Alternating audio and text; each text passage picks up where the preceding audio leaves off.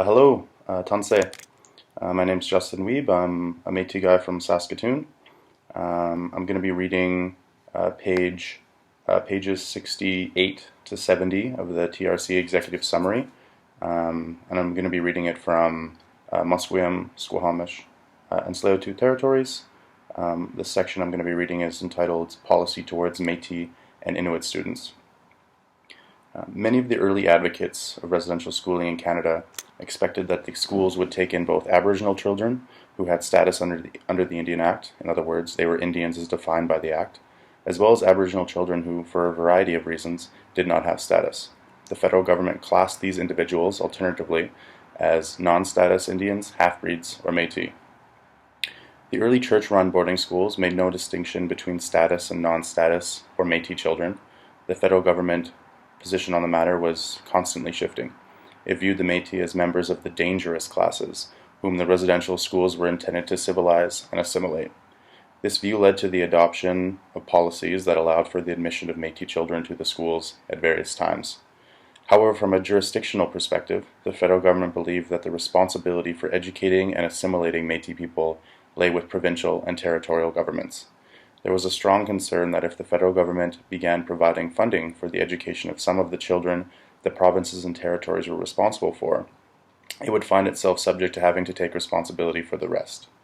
When this view dominated, Indian agents would be instructed to remove Métis students from residential schools. Despite their perceived constitutional responsibility, provincial and territorial governments were reluctant to provide services to Métis people. They did not ensure that there were schools in Métis communities or work to see that Métis children were admitted and welcomed into the general public school system. Many Métis parents who wished to see their children educated in schools had no option but to try to have them accepted into a residential school. In some cases, these would be federally funded schools, but in other cases, Métis students attended church-run schools or residences that did not receive federal funding. Provincial governments slowly began to provide increased educational services to Métis students after the Second World War. As a result, Métis children lived in residences and residential schools that were either run or funded by provincial governments. The Métis experience is an important reminder that the impacts of residential schooling extend beyond the formal residential school program that Indian Affairs operated. Prior to the 1950s, most of the students who attended schools in the Northwest Territories were either First Nations or Métis.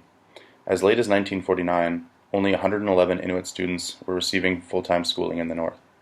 The hostel system that Northern Affairs established in the Northwest Territories in the mid-1950s did not restrict admission to First Nations students. It was only at the point that large numbers of Inuit children began attending residential schools. The impact of the schools on the Inuit was complex. Some children were sent to schools thousands of kilometers from their homes and went years without seeing their parents.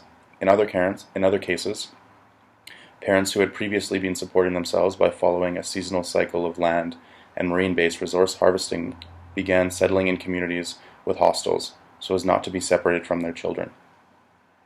Because of the majority of the Aboriginal population in two of the three northern territories, the per capita impact of the schools in the north is higher than anywhere else in the country.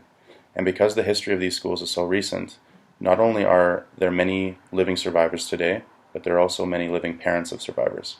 For these reasons, both the intergenerational impacts and legacy of the schools, the good and the bad, are particularly strongly felt in the North. Thank you.